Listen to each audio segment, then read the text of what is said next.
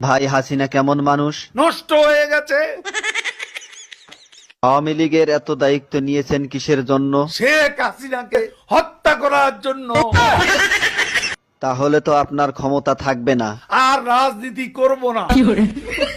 কাদের ভাই, জয় তো আওয়ামী লীগের নেতৃত্ব দিবেন, আপনার মতামত কি? তার নেতৃত্ব বাংলাদেশের জনগণ কোনো দিনও পছন্দ করবে না, ঘৃণা করবে।